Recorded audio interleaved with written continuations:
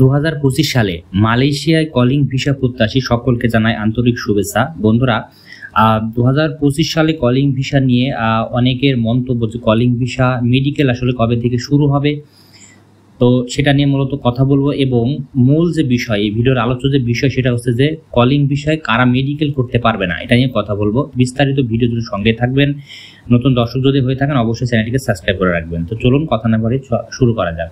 বন্ধুরা, আপনারা সবাই জানেন যে গত বছরের মাঝামাঝি সময় হঠাৎ করে কলিং ভিসা বন্ধ করে দিয়েছে মালয়েশিয়া সরকার। তবে নতুন করে আবার কলিং ভিসা চালু করার সিদ্ধান্ত নিয়েছে এবং যেটা হচ্ছে যাচাই বাছাই শেষ হবে 31শে ডিসেম্বর, মানে কোটা আবেদনের শেষ সময় দিয়েছে 31 ডিসেম্বর। তার মানে 25 সালের পরে 26 সালের দিকে মালয়েশিয়া কলিং ভিসা কর্মী নেবে। তবে কত সংখ্যক নেবে সেটা পরবর্তী আবার জানিয়ে দেবে। 3টা সেক্টরে কর্মী নেবে।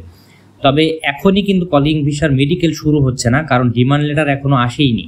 তার মানে ধরে রাখুন আপনি 25 সালের পরে। তবে একটা কথা আপনাকে জানিয়ে রাখি যে আপনার যদি কলিং ভিসা যাওয়ার আগ্রহ থাকে তাহলে আপনি অবশ্যই ভিডিও দেখে নেবেন যে আপনি কলিং ভিসার জন্য মেডিকেল করার জন্য যোগ্য কিনা।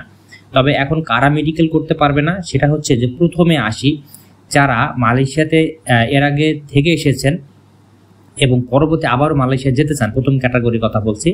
1 নম্বর যেটা, যে তারা আসলে কলিং ভিসার মেডিকেল করার জন্য ফিট কিনা। দেখেন, তারাও যেতে পারবেন কিছু সংখ্যক। তবে একটা কথা বলি, আপনারা যারা মালয়েশিয়া থেকে এর আগে বিভিন্ন অপরাধে জেল খেটে সাজা প্রাপ্ত হয়ে এসেছেন বা আপনাদের জন্য ব্ল্যাক লিস্ট করা আছে, তারা কিন্তু যেতে পারবেন না মালয়েশিয়া কলিং। যদিও আপনার মেডিকেল হবে কিন্তু পরবর্তী আপনার কলিং ইস্যু হবে, কিন্তু ভিসার সময় গিয়ে আপনাকে কিন্তু আটকিয়ে দেবে, সেখানে আপনি কিন্তু ক্ষতিগ্রস্ত হবেন। তাই এই সকল মানুষ যারা আছেন, যারা ব্ল্যাক লিস্ট ভুক্ত মালয়েশিয়া থেকে এসেছেন, তারা কিন্তু মেডিকেল করতে পারবেন না, তাদের মেডিকেল কিন্তু হবে না।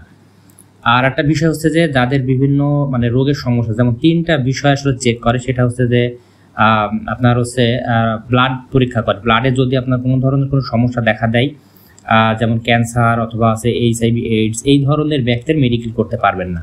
আরেকটা হচ্ছে আপনার ইউরিন, যেটা প্রস্রাব বলি আমরা, এটা পরীক্ষা করে। যদি কোনো অ্যালকোহল, কোনো নেশা জাতীয় দ্রব্য আপনারা সেবন করে থাকেন, সেই ক্ষেত্রে কিন্তু আপনি মেডিকেলে আনফিট হবেন, মেডিকেল করতে পারবেন না। বিগত 40 দিনের মধ্যে যদি আপনি কোনো অ্যালকোহল নিয়ে থাকেন, সেক্ষেত্রে কিন্তু আপনি আনফিট হওয়ার সম্ভাবনা শতকরা 99%।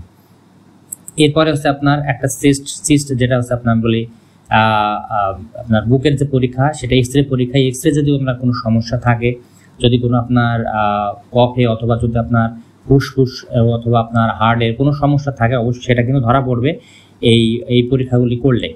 তো এই পরীক্ষার মধ্যে আপনাকে অবশ্যই ফিট হতে হবে। তো আমার যেটা রিকমেন্ডেশন সেটা হচ্ছে আপনি এখন থেকে প্রস্তুতি নিয়ে রাখুন। প্রস্তুতিটা কেমন হবে সেটা হচ্ছে যে আপনি একটা টেস্ট মেডিকেল করবেন বাইরে থেকে। টেস্ট মেডিকেলটা করলে কি হবে, আপনার কোনো সমস্যা আছে কিনা সেখানে ধরা পড়বে। যদি ধরা পড়েও, তাহলে আপনি তাৎক্ষণিক সেই সমস্যার সমাধান আপনি আগে করে নিতে পারবেন। না হলে কিন্তু পরবর্তী সময় এই মেডিকেল করলে কিন্তু আপনার অর্থ প্রায় 10,000 টাকার মতো ক্ষতি হবে, সেটা কিন্তু আপনি রিটার্ন পাবেন না। ওই জন্যে আপনি করতে পারবেন, টেস্ট মেডিকেল করে নেবেন। তো এই হচ্ছে আসলে যারা একেবারে নতুন পাসপোর্ট করেছেন, পাসপোর্টের মেয়াদ অবশ্যই 2 মাসের, 2 বছর থাকতে হবে।